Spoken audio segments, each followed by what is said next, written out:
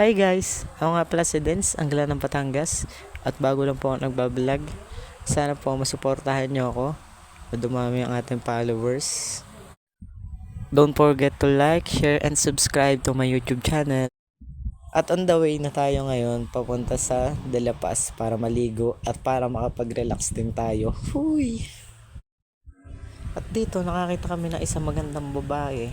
Chicks! Huy! Charot!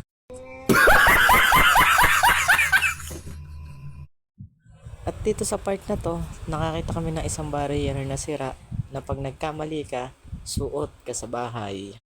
Merot. Dito naman sa part na to, pagkabalik namin, nagdahan-dahan agad kami.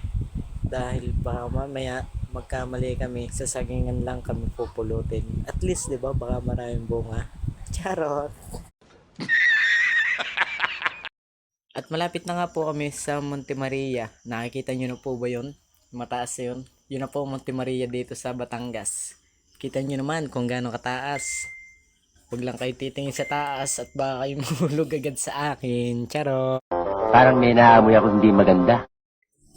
Dito, hindi namin maintindihan kung saan ba kami pupunta. Kung sa Ilihan ba o sa De La Paz na.